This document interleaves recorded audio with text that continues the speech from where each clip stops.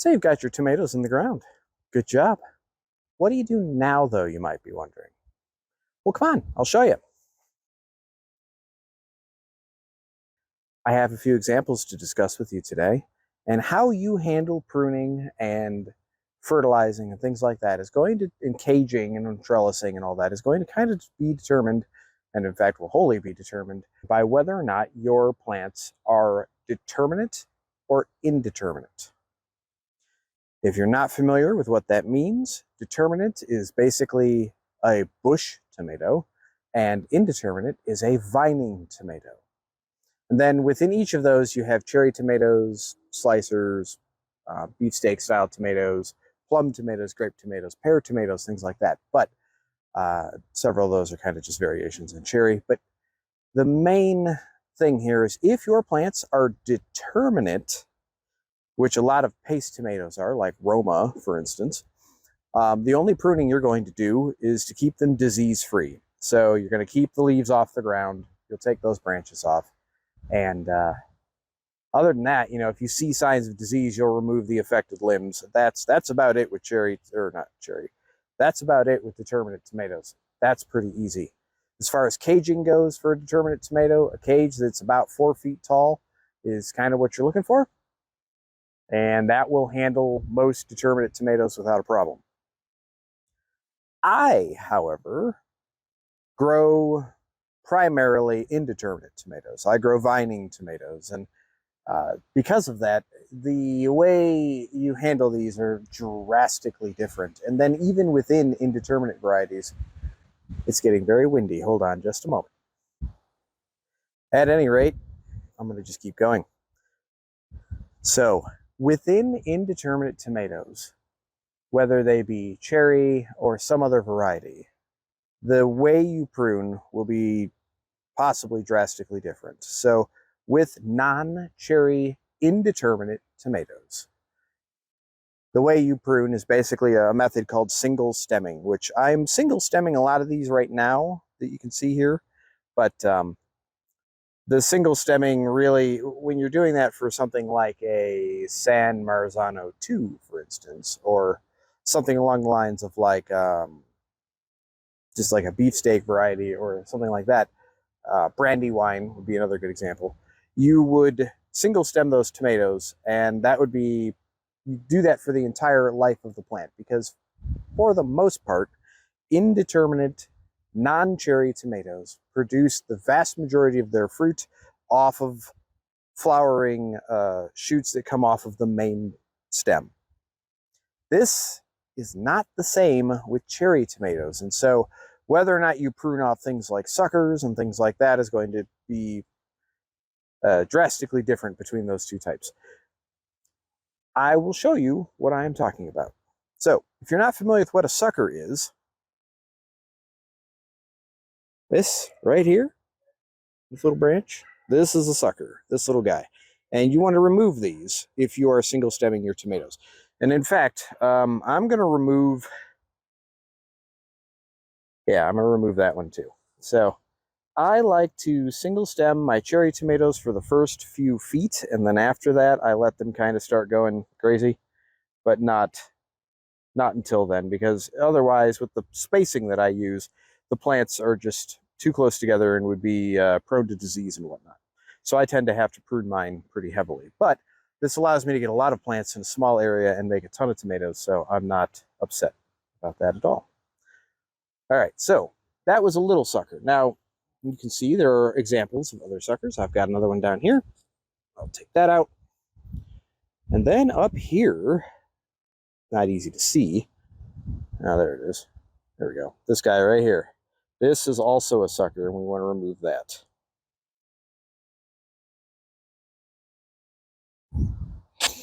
So a single stem trained plant that is about 2.5 feet tall will look a bit like this, actually.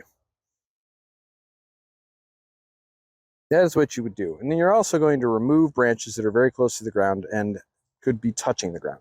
So in this case, I have one that I'm going to pull as well.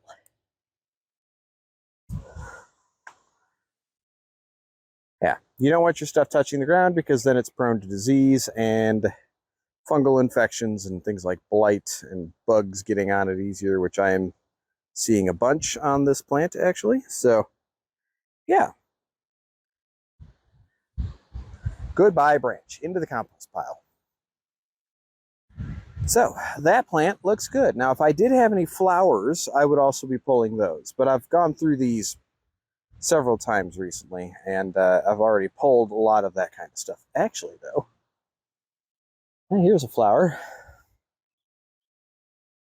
Move over to that next plant. So right here, this right here is what the flowers look like when they first appear, and it is too early, so I do not want that happening, so I'm just pinching that off as well. I have a sucker here to remove. I have another sucker to remove. And I think the rest of that one's good. Yeah, the rest of that one's good. No branches that are currently in danger of touching the ground. So let's move over here to an example of something where I have a bigger problem.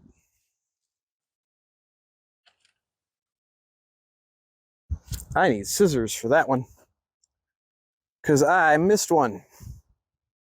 That's what happens if you miss a sucker.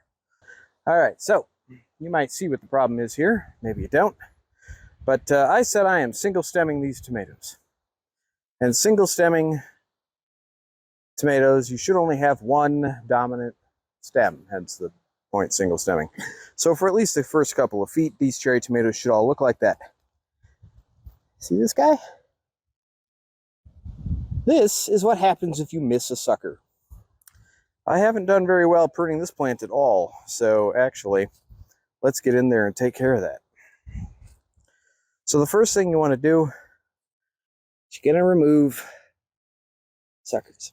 So I got one here. That's a sucker. And I've got one here.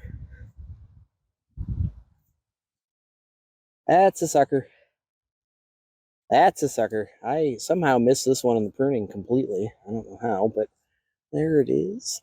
And that's a sucker. Okay. This plant is already looking much better. It might not agree, but it will recover. So, if you are wondering how to identify a sucker, probably the easiest way is you want to look for where the armpit of your branches are. Now, tomato leaves and branches are split between a couple different types. You have suckers, which are basically a whole nother plant, like this one is a sucker. You have your sun leaves and sun branches. These are the ones that produce energy for the plant.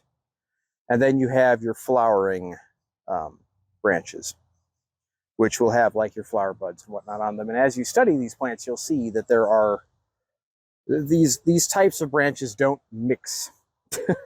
You don't have like flowers on a leaf that is, or on a sun leaf branch, for instance.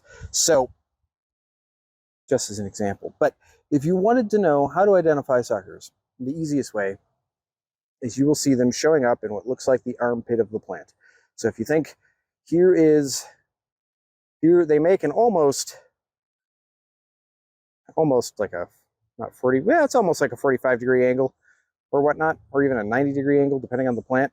The thing that is in the middle there, that's what you want to remove. Little ones you can just clip off with your fingernail or bend and pull off. Bigger ones you have to cut. If you don't, with the non-cherry tomato varieties, what will happen is that you'll get a lot of growth out of the plant. It'll have a lot of size, but it won't actually produce fruit commensurate with the size of the plant. It'll produce its normal amount of fruit, but the plant will be huge. And you just don't need a huge plant. That's a giant crimson too. Okay. We'll do one more, just to give you an example here. So here's a giant crimson. This one has a lot of stuff going on. And not just the weeds in the bottom. So, first things first, this plant has some stuff that's growing too low. So we'll pull that stuff off first. Getting rid of stuff like this. Secondly, this leaf is too low to the ground, so we'll cut that off. And then we have a sucker. And another sucker. And another sucker. And another sucker.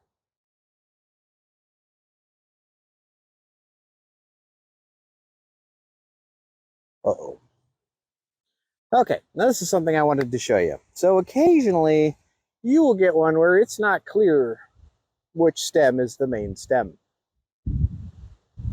Now, because these are indeterminate cherry, this isn't a cherry, this is an indeterminate variety, and this is not a cherry.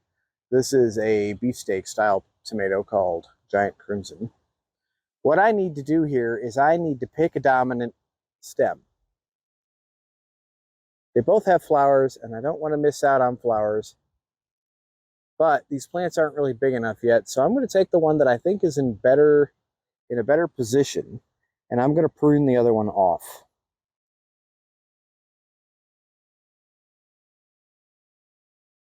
Yeah, every now and then you'll have stems that do this. They split instead of having a sucker. It'll just form two leaves, and yeah, easiest way to tell is you can, if you look here, that was a sucker. Actually, I don't know if that might have been just a sunleaf that was having a problem. And then here was a sucker. So we don't have a sucker in between these two. I don't really know what happened there, but I got to pick one of them. So let's see. This one is kind of growing into its neighbor's space a little bit, but the same could be said for the other side as well. They both have roughly the same amount of growth. One is just a little taller. If I were to take this, continue going up the plant, I mean, honestly, it's not really going to make a difference. These look to be basically identical. So what I'll do is I'm just going to pick one, and I'm going to take it off. And I'm going to pick the one on the right.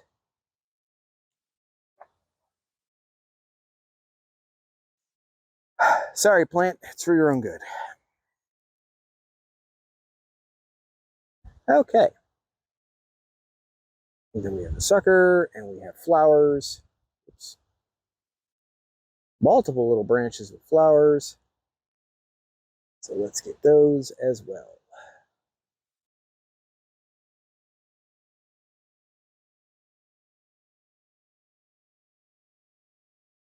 There we go.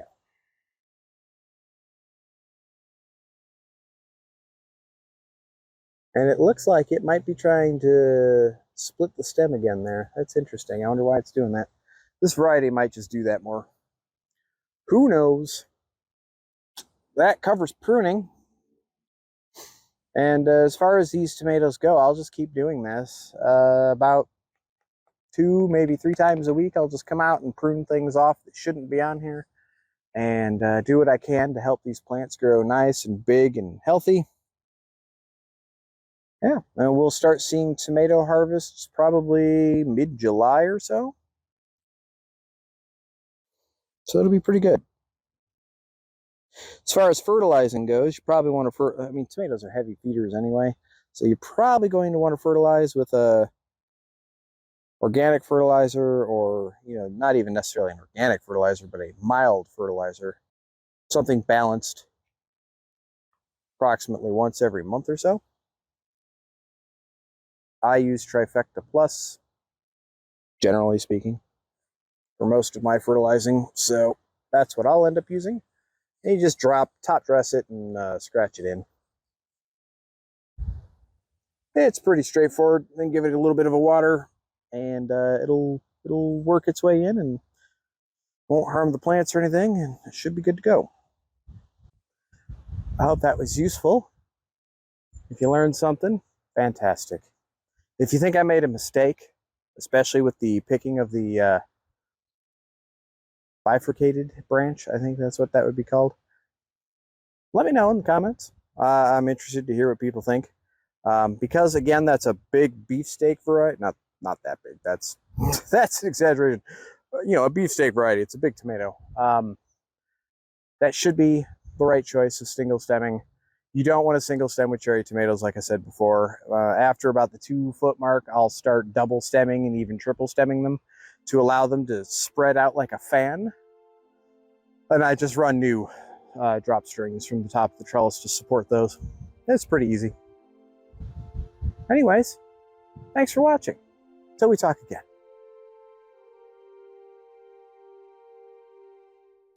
That'll work. At least I hope it'll work. Good afternoon, everybody.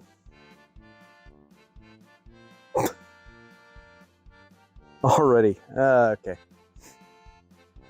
I forgot what I was going to say. So